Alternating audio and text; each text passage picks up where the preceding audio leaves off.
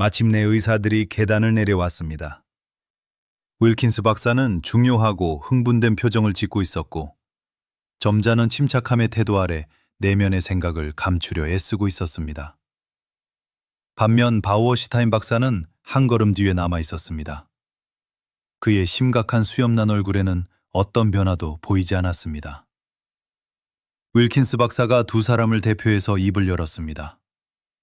그의 시선은 곧장 존을 향했습니다.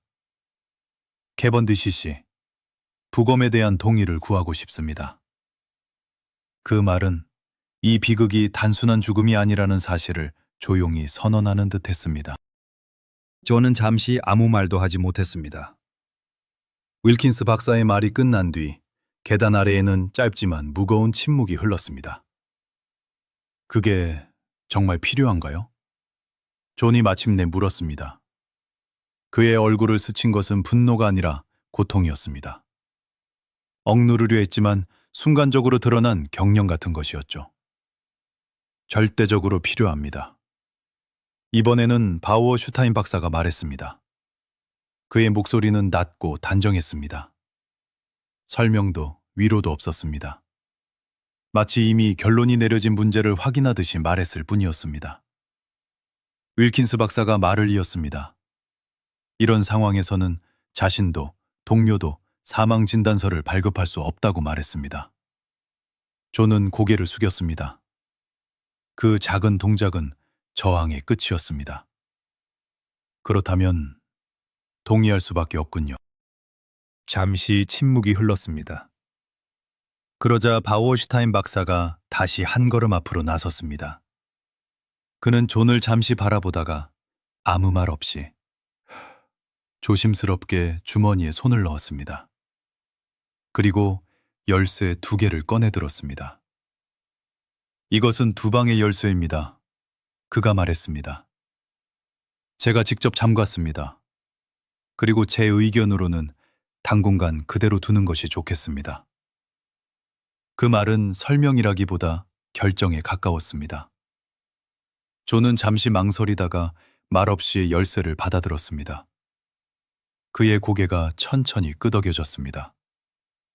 그 순간 나는 이 작은 금속 조각들이 앞으로 이 저택에서 벌어질 모든 일의 출발점이 되리라는 것을 본능적으로 느꼈습니다. 의사들이 떠난 뒤 저택 안에는 다시 고요가 찾아왔습니다. 그러나 그 고요함은 아침의 평온과는 전혀 다른 것이었습니다. 나는 그 자리에 서서 방금 전의 장면을 곱씹고 있었습니다. 2개의 열쇠, 잠긴 방, 그리고 아무도 명확히 설명하지 않은 죽음. 그 순간 내 머릿속에서 하나의 생각이 또렷한 형태를 갖추기 시작했습니다. 이제 누군가는 움직여야 했습니다. 소문이 돌기 전에, 의심이 엉뚱한 방향으로 퍼지기 전에. 그리고 나는 깨달았습니다. 그 역할은 다름 아닌 나 자신이어야 한다는 것을. 나는 머릿속에서 곱씹고 있던 생각을 꺼낼 때가 온 것 같았죠. 하지만 그렇게 하는 일은 조금 조심스러웠습니다. 존은 어떤 종류의 소문에도 쉽게 불안을 느끼는 사람이었고, 문제를 미리 걱정하지 않는 낙천적인 성격이었습니다. 내 생각을 그에게 납득시키는 일은 쉽지 않을 것 같았습니다. 반면 로렌스는 덜 관습적이고 상상력이 더 풍부한 사람이었습니다. 어쩌면 동맹으로 삼을 수 있을지도 모른다고 나는 생각했습니다. 의심할 여지 없이 지금은 내가 주도권을 잡아야 할 순간이었습니다. 존, 내가 마침내 입을 열었습니다. 부탁 하나 하려고요. 내 친구 푸아로를 기억하죠? 내가 말을 이었습니다. 여기 있는 벨기에인 말이에요. 존은 고개를 끄덕였습니다. 그는 아주 유명한 탐정입니다. 나는 그에게 이 일을 조사해달라고 부탁하고 싶어요. 존이 놀란 듯 나를 바라보았습니다. 뭐라고? 지금? 부검도 하기 전에? 네, 내가 대답했습니다. 만약 악의적인 행위가 있었다면 시간은 우리 편이 아닙니다. 그 순간 로렌스가 갑자기 끼어들었습니다. 말도 안 돼. 그가 격앙된 목소리로 외쳤습니다. 이건 전부 바우어슈타인의 쓸데없는 걱정일 뿐이야. 로렌스는 흥분을 감추지 못했습니다. 윌킨스가 그런 생각을 한 건 바우어슈타인이 머릿속에 집어넣기 전까지는 전혀 없었어. 그는 거칠게 말을 이었습니다. 모든 전문가들처럼 바우어슈타인도 집착이 있는 거야. 독극물이 그의 취미니까 어디서든 그것만 보이는 거지. 그의 목소리는 날카로웠고 확신에 차 있었습니다. 나는 놀랐습니다. 로렌스가 어떤 일에 대해 이렇게 격렬하게 나서는 것은 좀처럼 보기 힘든 일이었으니까요. 존은 한동안 아무 말이 없었습니다. 그는 로렌스를 바라보았다가 다시 나를 보았습니다. 로렌스, 나는 네 생각에 동의할 수 없어. 그가 마침내 말했습니다. 헤이스팅스에게 자유롭게 맡기고 싶다. 하지만 조금 기다리는 편이 낫겠어. 그는 잠시 말을 멈췄다가 덧붙였습니다. 불필요한 스캔들은 원하지 않으니까. 아니에요. 내가 서둘러 말했습니다. 포아로는 신중함 그 자체예요. 존은 고개를 끄덕였습니다. 좋아. 그럼 네 뜻대로 해. 하지만 나는 5분 정도의 지체는 허락했습니다. 도서관으로 가서 책들을 뒤지기 시작했죠. 그리고 곧 스트리크닌 중독에 대한 설명이 실린 의학 서적을 찾아냈습니다. 그것은 확신이라기보다는 확인에 가까운 행동이었습니다. 생각을 정리할 아주 짧은 시간. 그 정도면 충분했습니다. 벨기에인들이 사는 집은 공원 입구와 아주 가까웠습니다. 긴 풀밭을 가로지르는 좁은 길을 택하면 시간을 절약할 수 있었죠. 구불구불한 차도의 우회로를 피할 수 있었으니까요. 그래서 나는 그 길로 나섰습니다. 거의 문지기 집에 다다랐을 때 내게 달려오는 남자의 모습이 눈에 들어왔습니다. 잉글소프 씨였습니다. 그는 어디에 있었던 걸까요? 그리고 자신의 부재를 어떻게 설명하려는 걸까요? 그는 숨을 헐떡이며 다가왔습니다. 맙소사, 이건 끔찍해. 불쌍한 아내. 방금 들었어요. 어디 계셨어요? 내가 물었습니다. 그는 댄비가 어젯밤 늦게까지 자신을 붙잡아 두었다고 말했습니다. 일이 끝난 것은 새벽 1시였다고 했죠. 걸쇠 열쇠를 잊고 온 걸 깨닫고 집안을 깨우고 싶지 않아 그곳에서 묵었다고 했습니다. 소식은 어떻게 들으셨어요? 내가 다시 물었습니다. 윌킨스가 댄비를 깨워 알려주었다고 했습니다. 그는 아내의 고귀함과 자기희생을 말했습니다. 자신의 힘을 너무 과신했을 뿐이라고요. 그 말을 들으며 혐오의 파도가 나를 휩쓸었습니다. 이 남자는 완벽한 위선자였습니다. 서둘러야겠어요. 내가 말했습니다. 그가 내가 어디로 가는지 묻지 않은 것이 오히려 다행이었습니다. 몇 분 후 나는 리스트웨이스 코티지의 문을 두드리고 있었습니다. 대답이 없어서 나는 조급하게 다시 불렀습니다. 내위 창문이 조심스럽게 열렸고 포아로 자신이 내다봤습니다. 그가 나를 보고 놀람의 외침을 했습니다. 몇 마디 간단한 말로 나는 일어난 비극을 설명했고 그의 도움이 필요하다고 말했습니다. 기다려요, 친구요. 안으로 들어가게 해줄게요. 옷을 입는 동안 이야기를 들려주세요. 잠시 후 그가 문을 열어주었고 나는 그를 따라 그의 방으로 올라갔습니다. 거기서 그는 나를 의자에 앉혔고 나는 아무것도 숨기지 않고 아무리 사소해 보이는 상황도 생략하지 않으며 전체 이야기를 들려주었습니다. 포아로는 조심스럽고 신중하게 옷을 갖춰 입고 있었습니다. 나는 그에게 말했습니다. 내가 깨어난 것, 잉글소프 부인의 임종의 말들, 남편의 부재, 전날의 다툼, 메리와 잉글소프 부인 사이에서 내가 엿들은 대화의 조각, 잉글소프 부인과 이블린 하워드 사이의 이전 다툼, 그리고 후자의 암시들에 대해 나는 내가 원하는 만큼 명확하지 못했습니다. 나는 여러 번 반복했고 때때로 잊어버린 세부 사항으로 돌아가야 했죠. 포아로가 친절하게 나를 바라보며 미소 지었습니다. 마음이 혼란스러운가요? 그렇지 않나요? 시간을 가지세요, 모나미. 당신은 동요하고 있어요. 흥분했어요.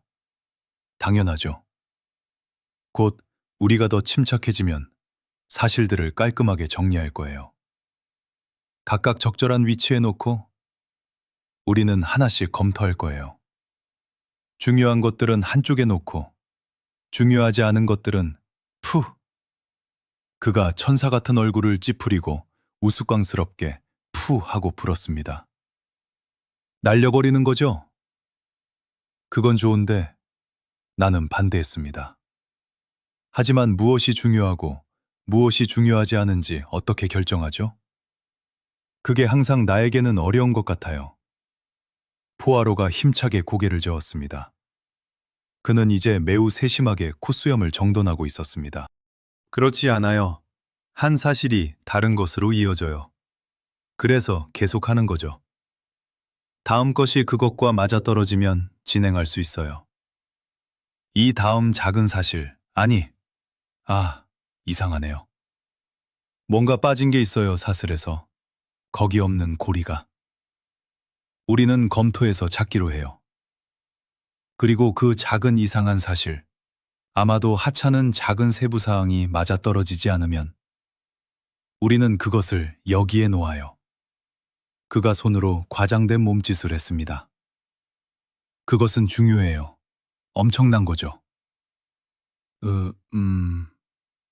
아, 포아로가 검지를 내게 너무 격렬하게 흔들어서 나는 그 앞에서 움츠러들었습니다. 조심하세요. 그건 너무 작아. 상관없어. 맞지 않아. 잊을 거야. 라고 말하는 탐정은 위험해요. 그런 식으로는 혼란이 생겨요. 모든 것이 중요합니다. 포아로가 말했습니다. 알아요. 당신은 항상 저에게 그렇게 말했죠. 그래서 관련이 있든 없든 모든 세부 사항을 다 말씀해 주신 거고요. 저는 당신에게 만족합니다. 기억력도 좋고 사실을 충실히 전달해 주셨어요. 다만 순서는 말하지 않겠습니다. 정말 개탄스럽긴 하지만 당신이 동요한 상태였으니 이해하겠습니다. 하지만 한 가지, 아주 중요한 사실을 빠뜨리셨어요. 나는 물었다. 그게 뭔가요? 포아로가. 잉글소프 부인이 어젯밤 저녁을 잘 드셨는지 말씀 안 하셨네요. 라고 말하자 나는 멍하니 그를 쳐다보고 문득 이런 생각을 했다. 전쟁이 이 사람 머리를 이상하게 만든 게 틀림없어. 기억이 안 나는데요. 게다가 저는 못 봤어요. 못 봤다고요? 하지만 그게 가장 중요한 거예요. 나는 약간 짜증이 나서. 왜 그런지 모르겠는데요. 제 기억으론 그녀가 많이 먹지 않았어요. 화가 나 있어서 식욕이 없었던 거죠. 당연한 거 아닌가요? 그는 생각에 잠겨. 네, 당연한 일이었죠. 라고 하며 서랍에서 서류 가방을 꺼냈다. 이제 준비됐습니다. 저택으로 가서 현장을 직접 살펴보겠습니다. 그런데 친구, 서둘러 입으시느라 넥타이가 한쪽으로 삐뚤어졌네요. 제가 고쳐드리죠. 그러고 능숙한 솜씨로 내 넥타이를 바로 잡아줬다. 자, 이제 출발할까요? 우리는 서둘러 마을을 지나 문지기 집 앞으로 들어갔습니다. 포아로가 잠시 멈춰서 아침 이슬로 여전히 반짝이는 아름다운 공원의 광대함을 슬프게 바라봤습니다. 아름다워요. 참 아름다워요. 그런데도 불쌍한 가족은 슬픔에 빠지고 비탄에 압도되어 있죠. 그가 말하면서 나를 예리하게 쳐다봤고 나는 그의 오랜 응시 아래 얼굴이 붉어지는 것을 느꼈습니다. 가족이 비탄에 압도되어 있을까요? 잉글소프 부인의 죽음에 대한 슬픔이 그렇게 큰가요? 나는 분위기에 감정적인 결핍이 있다는 것을 깨달았습니다. 죽은 여인은 사랑을 명령하는 재능이 없었습니다. 그녀의 죽음은 충격이자 고통이었지만 열정적으로 애도되지는 않을 것입니다. 포아로가 내 생각을 따라오는 것 같았습니다. 그가 심각하게 고개를 끄덕였습니다. 아니요, 당신이 옳아요. 그가 말했습니다. 혈연 관계가 있는 것처럼은 아니에요. 그녀는 이 캐번디시 가족에게 친절하고 관대했지만 그들의 친어머니는 아니었어요. 혈통이 말해줘요. 항상 그것을 기억하세요. 혈통이 말합니다. 포아로, 내가 말했습니다. 왜 잉글소프 부인이 어젯밤에 잘 먹었는지 알고 싶어 했는지 말해주면 좋겠어요. 계속 머릿속에서 생각해봤는데 이 문제와 어떤 관련이 있는지 모르겠어요. 우리가 걸어가는 동안 그는 몇 분간 침묵했지만 마침내 그가 말했습니다. 말해주지 않을 이유가 없어요. 비록 아시다시피 끝에 도달할 때까지 설명하지 않는 것이 내 습관이지만요. 현재의 주장은 잉글소프 부인이 스트리크닌 중독으로 사망했다는 것이에요. 아마도 그녀의 커피에 투여된 것으로 추정되고요. 네? 자, 커피가 언제 제공됐죠? 8시쯤이요. 그러므로 그녀는 그때와 8시 반 사이에 마셨어요. 확실히 그보다 훨씬 늦지는 않았을 거예요. 자, 스트리크닌은 꽤 빠른 독극물이에요. 그 효과는 아마 약 1시간 후에 매우 빨리 느껴질 거예요. 그런데 잉글소프 부인의 경우 증상이 나타난 것은 다음날 아침 5시예요. 9시간이나. 하지만 독과 거의 같은 시간에 먹은 무거운 식사가 그 효과를 지연시킬 수 있어요. 비록 그 정도까지는 아니겠지만요. 그래도 고려해야 할 가능성이에요. 하지만 당신에 따르면 그녀는 저녁을 거의 먹지 않았는데도 증상이 다음날 아침 이른 시간까지 발전하지 않았어요. 그것은 이상한 상황이에요, 친구요. 부검에서 뭔가 나타날 수도 있어요. 그동안 그것을 기억하세요. 우리가 집에 가까워지자 존이 나와서 우리를 맞았습니다. 그의 얼굴은 피곤하고 수척해 보였습니다. 이것은 매우 끔찍한 일입니다, 포아로 씨. 그가 말했습니다. 헤이스팅스가 당신에게 설명했듯이 우리는 소문이 나지 않기를 바라고 있어요. 완벽하게 이해합니다. 아시다시피 이것은 아직 의심일 뿐이에요. 근거가 없어요. 정확히 그래요. 단지 예방조치일 뿐이에요. 존이 나를 향해 돌아섰습니다. 담배 케이스를 꺼내며 담배에 불을 붙였습니다. 잉글소프가 돌아온 거 알아? 네, 만났어요. 존이 성냥을 옆 화단에 던졌습니다. 포아로의 감정에는 너무 지나친 행동이었죠. 그가 그것을 주워 깔끔하게 묻었습니다. 그를 어떻게 대해야 할지 정말 어렵네요. 그 어려움은 오래가지 않을 거예요. 포아로가 조용히 단언했습니다. 존은 이 암호 같은 말의 의미를 완전히 이해하지 못한 듯 어리둥절해했습니다. 그가 바우어슈타인 박사가 준 2열쇠를 내게 건넸습니다. 포아로 씨에게 보고 싶은 모든 것을 보여주세요. 방들은 잠겨 있나요? 포아로가 물었습니다. 바우어슈타인 박사가 그렇게 하는 것이 좋다고 생각했어요. 포아로가 생각에 잠겨 고개를 끄덕였습니다. 그렇다면 그는 매우 확신하는군요. 자, 그것이 우리에게는 일을 단순하게 만들어줘요. 우리는 함께 비극의 방으로 올라갔습니다. 포아로가 안쪽에서 문을 잠그고 방을 면밀히 살피기 시작했다. 그는 메뚜기처럼 재빠르게 이 물건, 저 물건을 오가며 조사했다. 나는 혹시 단서를 훼손할까봐 문가에 가만히 서 있었다. 하지만 포아로는 내 조심성을 고맙게 여기지 않는 것 같았다. 자네 뭐 하는 건가, 친구? 그가 소리쳤다. 거기 그렇게 서만 있다니.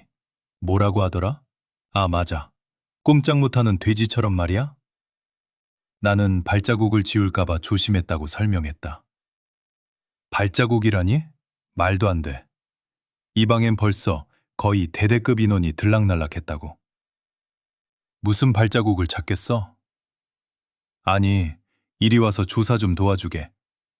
내 작은 가방은 쓸 때까지 내려놓지. 그가 창가 둥근 탁자 위에 가방을 놓았는데 그게 실수였다. 탁자 상판이 헐거워 기울어지면서 서류 가방이 바닥으로 떨어졌다. 이게 무슨 탁자야? 포아로가 외쳤다. 아, 친구. 큰 집에 살아도 제대로 된 게 하나 없구만. 이렇게 한마디 훈계를 들어놓고는 그는 다시 조사를 이어갔다. 책상 위에 있는 자물쇠에 열쇠가 꽂힌 작은 보라색 서류 가방이 한동안 그의 주의를 끌었습니다. 그가 자물쇠에서 열쇠를 꺼내 나에게 검사하라고 건넸습니다.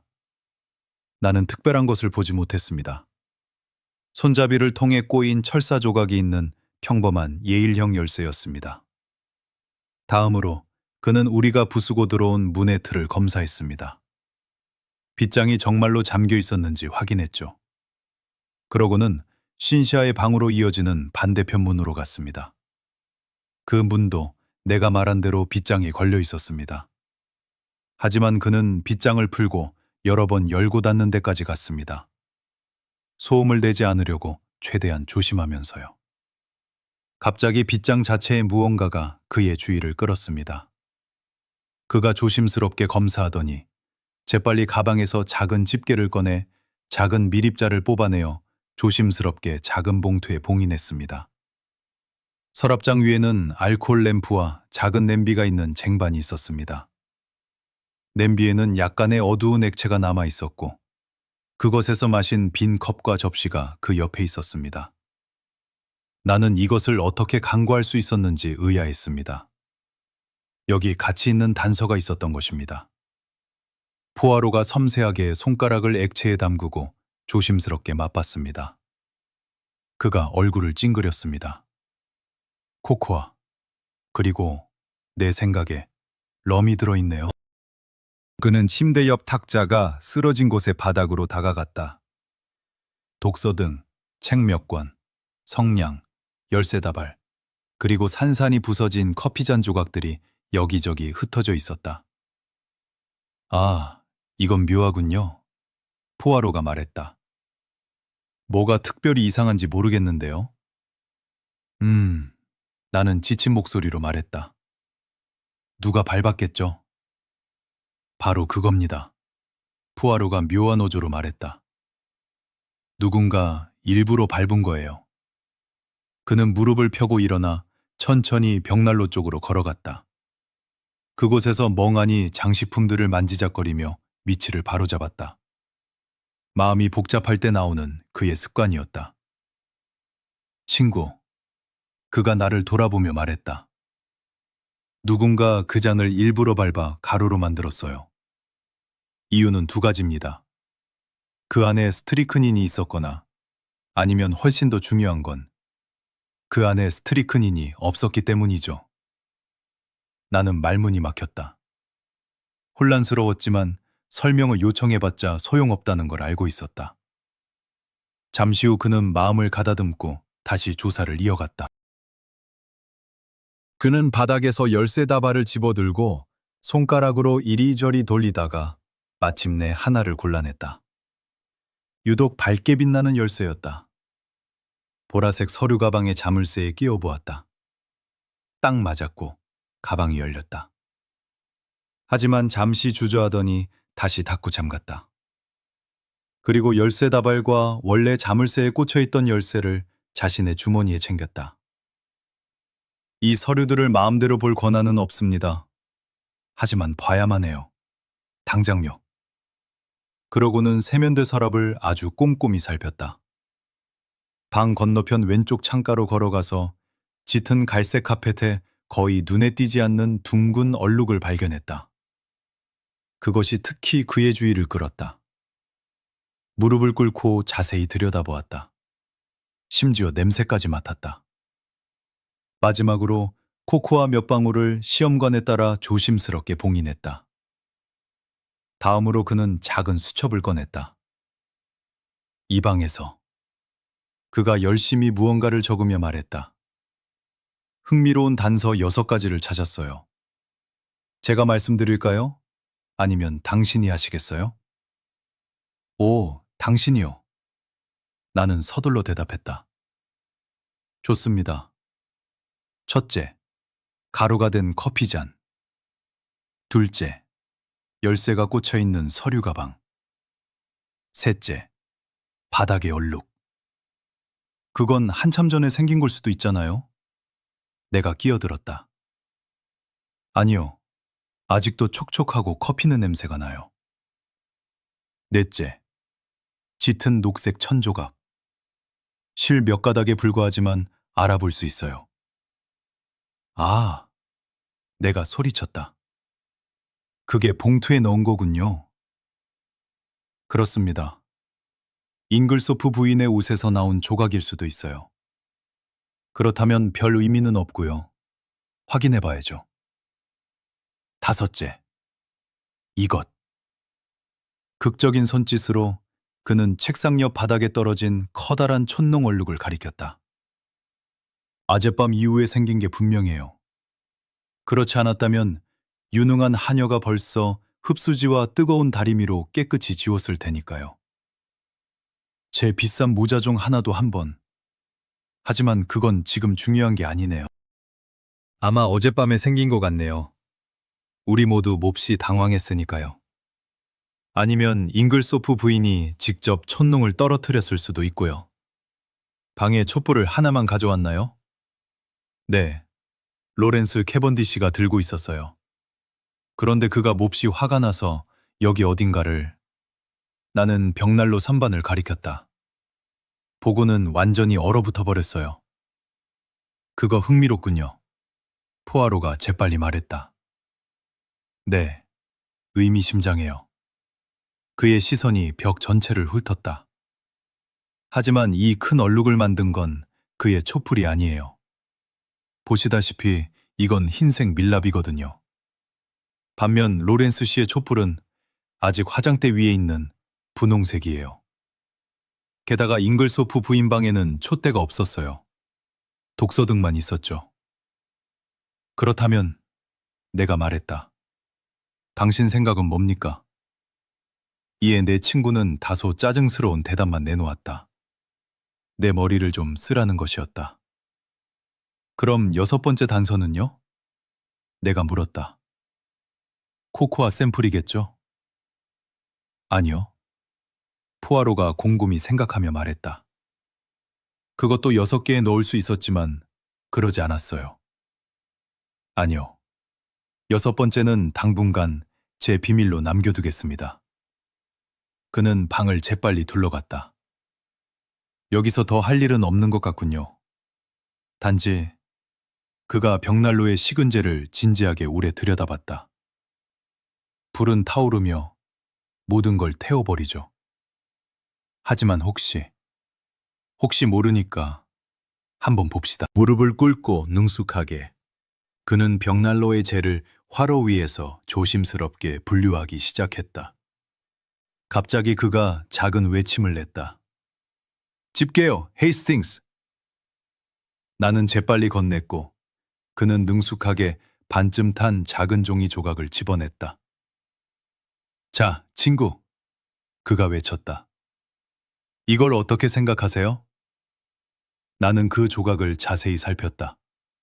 유난히 두꺼웠고 일반 편지지와는 전혀 달랐다. 갑자기 번뜩이는 생각이 들었다. 포아로! 내가 외쳤다. 이건 유언장 조각이에요.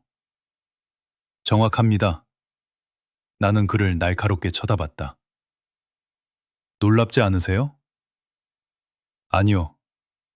그가 진지하게 말했다. 예상했던 거예요. 나는 종이 조각을 내려놓고 그가 다른 모든 증거물과 똑같이 체계적으로 조심스럽게 가방에 넣는 것을 지켜봤다. 내 머릿속은 복잡했다. 유언장에 얽힌 이 수수께끼는 대체 뭘까? 누가 태워버린 걸까? 바닥에 촛농을 흘린 그 사람일까? 분명 그럴 것이다. 하지만 어떻게 들어온 걸까? 모든 문이 안쪽에서 잠겨 있었는데? 자, 친구. 포아로가 힘차게 말했다. 갑시다. 하녀, 도카스였죠? 그녀에게 몇 가지 물어볼 게 있어요. 우리는 알프레드 잉글소프의 방을 지나갔고, 포아로는 잠시 멈춰 간단하지만 꽤 꼼꼼한 조사를 했다. 그 방문을 나와서 잉글소프 부인 방문과 함께 이전처럼 모두 잠갔다. 나는 그를 그가 보고 싶다던 작은 응접실로 안내하고 도카스를 불러오러 갔다. 하지만 그녀를 데리고 돌아왔을 때 작은 응접실은 텅 비어 있었다. 포아로, 나는 외쳤다. 어디 계세요? 여기 있어요, 친구. 그는 프랑스식 창문 밖으로 나가 있었고 여러 모양의 화단 앞에 서서 감탄하는 듯 했다. 훌륭해요. 그가 중얼거렸다. 정말 훌륭해. 저 초승달 모양을 보세요. 그리고 저 다이아몬드 형태들. 이 깔끔함이란. 눈이 즐겁군요. 식물 감격도 완벽해요. 최근에 심은 거죠? 네. 어제 오후에 작업했다고 들었어요. 하지만 들어오세요. 도카스가 와 있어요. 에비엔, 에비엔. 잠깐의 시각적 즐거움 좀 아껴서 뭐해요? 네. 하지만 이 일이 더 급합니다. 이 멋진 베고니아들이 똑같이 중요하지 않다는 걸 어떻게 아세요? 나는 어깨를 으쓱했다. 그가 그런 식으로 우기면 정말 말이 안 통했다. 동의 안 하시나요? 뭐, 그럴 수도 있죠. 자, 들어가서 용감한 도카스 씨를 만나봅시다. 도카스는 작은 응접실에서 앞에 손을 모으고 서 있었다. 흰 모자 아래로 회색 머리카락이 뻣뻣하게 웨이브를 이루고 있었다. 전형적인 옛날 충직한 하인의 모습 그대로였다. 포아로를 대하는 그녀의 태도는 다소 경계하는 듯 했지만 그는 금세 그녀의 마음을 풀어놓았다. 그가 의자를 앞으로 당겼다. 앉으세요, 부인. 감사합니다. 여주인을 오래 모셨죠? 10년입니다. 오랜 세월이군요. 아주 충실한 봉사였어요. 여주인에게 많이 애착이 있으셨겠어요? 저에게 정말 좋은 분이셨어요. 그렇다면 몇 가지 질문에 답해 주시겠어요? 캐번디시 씨의 전적인 동의를 받고 묻는 것입니다. 물론이죠. 그럼 어제 오후 일에 대해 여쭙겠습니다. 여주인께서 누군가와 다투셨나요? 네. 하지만 제가 말해도 되는 건지. 도카스가 망설였다. 포아로가 그녀를 날카롭게 쳐다봤다. 도카스 씨, 그 다툼의 모든 세부 사항을 최대한 자세히 알아야 합니다. 여주인의 비밀을 배신하는 게 아니에요. 여주인은 돌아가셨고 우리는 모든 걸 알아야 해요. 그분의 원한을 풀어드리기 위해서라도요. 그 누구도 그분을 되살릴 순 없지만 만약 악의적인 행위가 있었다면 우리는 살인자를 법의 심판대에 세워야 합니다. 아멘. 도카스가 격렬하게 말했다. 이름은 되지 않겠지만 이 집에 그 한 사람만큼은 우리 모두가 참을 수 없어요. 그자가 처음 이 집 문턱을 밟았던 날이야말로 재수없는 날이었죠. 포아로는 그녀의 분노가 가라앉기를 기다렸다가 다시 차분한 어조로 물었다. 자, 그 다툼에 대해서요. 처음 무엇을 들으셨나요? 어제 복도를 지나가고 있었는데 몇 시였죠? 정확히는 모르겠지만 티타임보다 한참 전이었어요. 아마 4시쯤 아니면 조금 지났을 수도 있고요. 말씀드린 대로 지나가는 중이었는데 여기서 엄청 크고 화난 목소리들이 들렸어요. 일부러 엿들으려던 건 아니었지만 뭐 어쨌든 멈춰섰죠. 문은 닫혀 있었지만 여주인께서 아주 또렷하고 명확하게 말씀하셔서 제가 말씀드리는 걸 정말 똑똑히 들을 수 있었어요. 당신은 나에게 거짓말을 하고 속였어요. 라고 그분이 말씀하셨어요. 잉글소프 씨가 뭐라고 대답했는지는 못 들었어요. 주인 마님보다 훨씬 낮은 목소리로 말했거든요. 하지만 주인 마님의 대답은 들렸죠. 어떻게 감히? 내가 당신을 먹여 살리고 입히고 재워줬어. 당신은 모든 걸 나한테 빚진 거야. 그런데 이게 보답이라고. 우리 집안에 치욕을 가져오다니.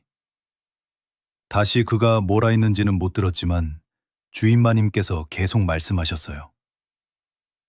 당신이 무슨 말을 해도 소용없어. 내가 해야 할 일이 뭔지 분명히 알아. 내 결심은 확고해.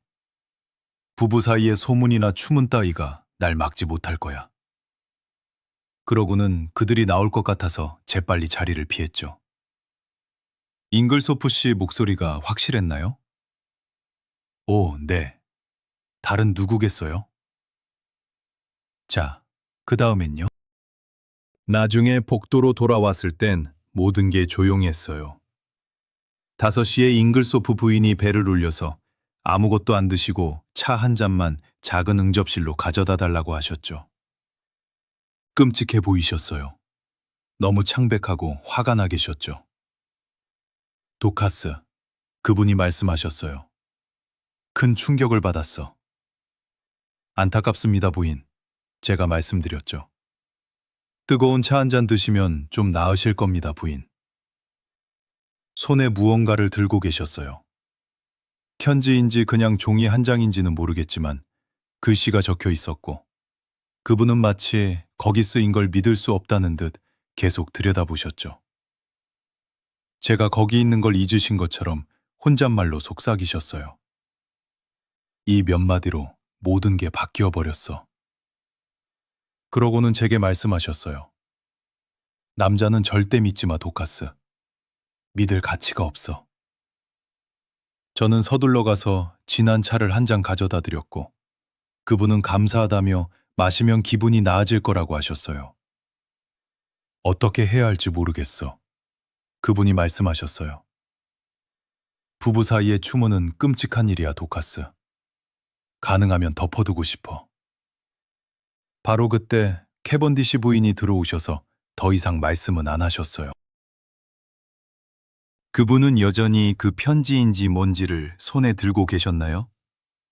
네. 나중에 그걸 어떻게 하셨을 것 같아요? 글쎄요, 모르겠어요. 아마 저 보라색 서류 가방에 넣어서 잠갔을 거예요. 거기에 중요한 서류들을 보관하셨나요? 네. 매일 아침마다 가져오시고 밤마다 도로 가져가셨어요. 열쇠는 언제 잃어버리셨죠? 어제 점심때 없어진 걸 알아채시고는 꼼꼼히 찾아보라고 하셨어요.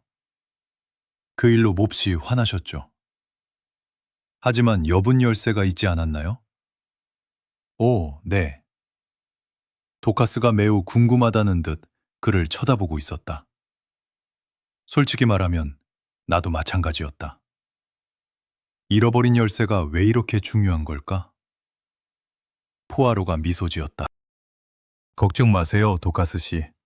사실관계를 파악하는 게 제 일이니까요. 이게 그 잃어버린 열쇠인가요? 그가 주머니에서 위층 서류 가방 자물쇠에서 발견한 열쇠를 꺼냈다. 도카스의 눈이 휘둥그레졌다. 맞아요.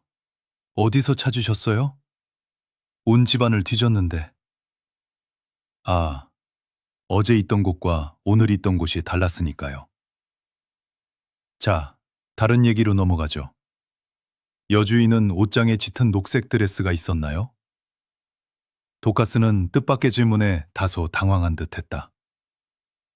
아니요. 확실합니까? 네. 집에 다른 누가 녹색 드레스를 갖고 있나요? 도카스가 생각했다. 신시아 양이 녹색 이브닝 드레스를 갖고 있어요. 밝은 녹색인가요? 짙은 녹색인가요? 밝은 녹색이요. 뭐랄까, 쉬폰 같은 거예요. 아, 그건 제가 찾는 게 아니군요. 다른 사람은요? 없어요. 제가 아는 한은요. 포아로의 표정에선 실망했는지 아닌지 전혀 알 수 없었다. 그는 그저 말했다. 좋아요. 그건 넘어가죠. 여주인께서 어젯밤에 수면제를 드셨을 거라 생각하세요? 어젯밤은 아니에요. 안 드셨다는 걸 확실히 알아요. 어떻게 그렇게 확신하시죠? 통이 비어 있었거든요. 이틀 전에 마지막 걸 드셨고 더 만들지 않으셨어요. 그 점은 확실합니까? 확실해요. 그렇다면 분명하군요. 그런데 여주인께서 어제 서류에 서명해달라고 하셨나요? 서류 서명요? 아니요. 헤이스팅스 씨와 로렌스 씨가 어제 저녁 들어왔을 때 여주인께서 편지를 쓰고 계셨는데 그 편지들이 누구 앞으로인지 아시나요? 죄송하지만 모르겠어요. 저녁에 외출했거든요. 아마 애니가 알 수도 있어요. 하지만 그 애는 정신이 없어요. 어젯밤에도 커피 잔들을 치우지도 않았더라고요. 제가 못 보면 이런 일이 생겨요. 포아로가 손을 들었습니다. 그것들이 그대로 남아있다면 도카스, 좀 더 두세요. 부탁드려요. 검사하고 싶어요. 알겠습니다. 어젯밤에 몇 시에 외출하셨나요? 역시쯤이요. 감사합니다, 도카스. 물어볼 것은 다 물어봤어요. 그가 일어나 창가로 어슬렁거렸습니다. 이 화단들을 감탄하고 있었어요. 그런데 여기 정원사가 몇 명이나 일하나요? 지금은 3명뿐이에요. 전쟁 전에는 5명이었죠. 신사의 저택답게 유지되었을 때요. 그때를 보셨으면 좋았을 텐데요. 정말 장관이었어요. 하지만 지금은 늙은 베닝과 젊은 윌리엄, 그리고 바지를 입은 신식 여자 정원사뿐이에요. 아, 끔찍한 시대예요. 좋은 시절이 다시 올 거예요, 도카스. 적어도 우리는 그렇게 희망해요. 자, 애니를 여기로 보내주시겠어요? 네, 감사합니다. 도카스가 방을 나가자 나는 강렬한 호기심으로 물었다. 잉글소프 부인이 수면제를 드셨다는 걸 어떻게 아셨어요? 그리고 잃어버린 열쇠랑 여분 열쇠는요? 하나씩 설명하죠. 수면제는 이걸로 알았어요. 그가 갑자기 약국에서 가루약에 쓰는 것 같은 작은 종이 상자를 꺼냈다. 어디서 찾으셨어요? 잉글소프 부인 침실 세면대 서랍에서요. 제 목록의 6번째 단서였죠. 하지만 마지막 가루를 이틀 전에 드셨다면 별로 중요하지 않은 것 같은데요? 아마 그럴 거예요. 하지만 이 상자에서 특이한 점이 보이나요? 나는 꼼꼼히 살펴봤다. 아니요, 별로요. 라벨을 보세요. 나는 라벨을 주의 깊게 읽었다. 필요시 취침 전 한 봉지. 잉글소프 부인. 특이한 게 없는데요? 약국 이름이 없다는 게 안 보이세요? 아, 나는 소리쳤다. 확실히 그건 이상하네요. 약사가 자기 이름도 찍지 않고 이런 상자를 보낼 리가 있나요? 아니요, 그럴 리 없죠. 나는 제법 흥분하기 시작했지만 포아로는 내 열기를 식히며 말했다.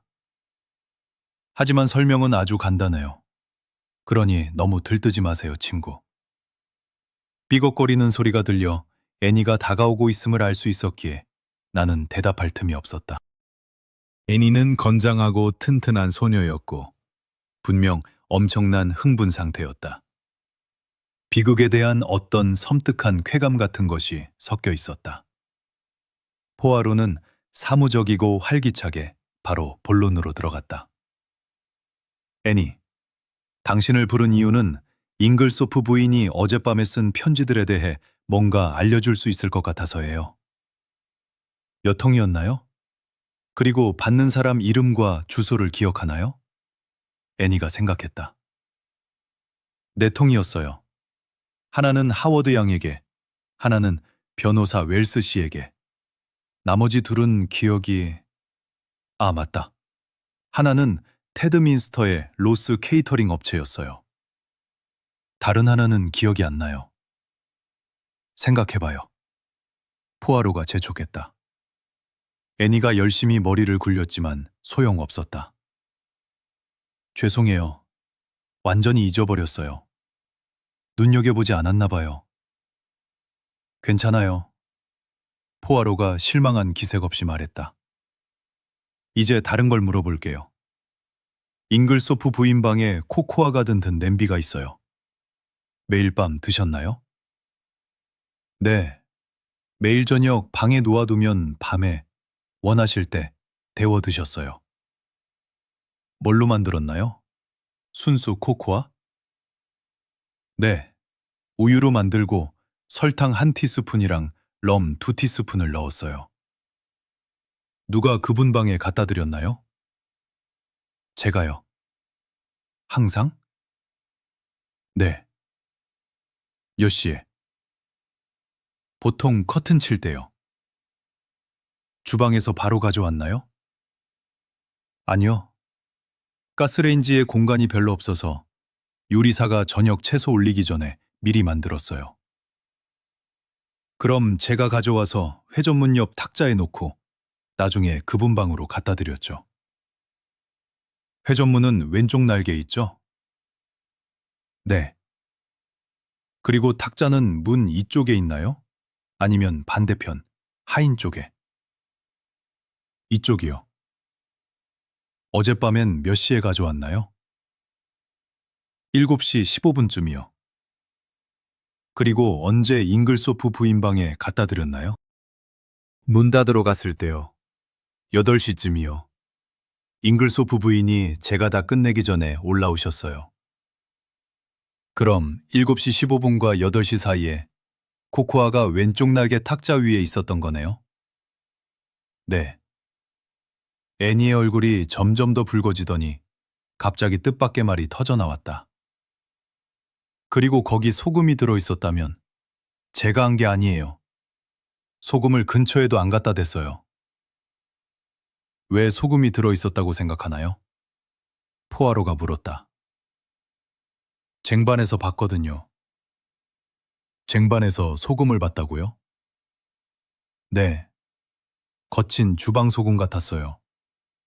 쟁반 가져갈 땐 못 봤는데 여주인 방에 갖다 드릴 때 바로 봤어요.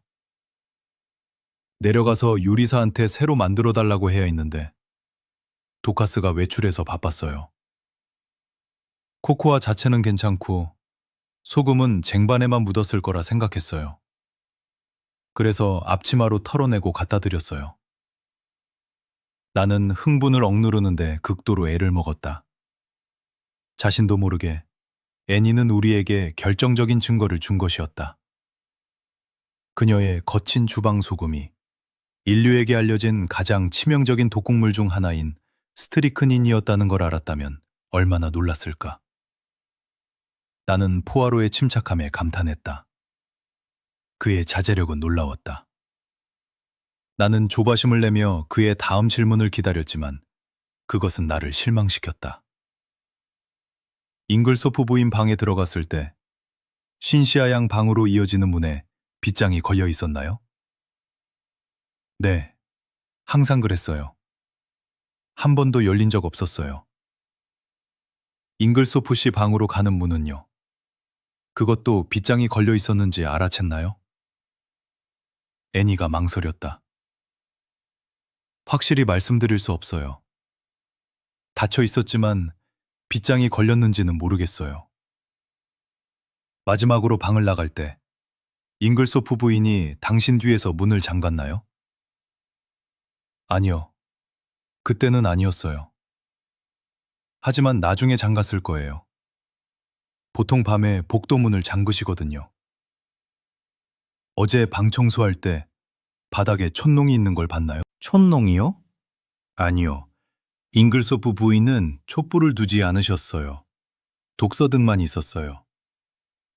그렇다면 바닥에 큰 촛농 자국이 있었다면 분명히 봤을 거라 생각하나요? 네. 그리고 흡수지와 뜨거운 다리미로 바로 지웠을 거예요. 그러고는 포아로가 도카스에게 했던 질문을 반복했다. 여주인께서 녹색 드레스를 갖고 계셨나요? 아니요.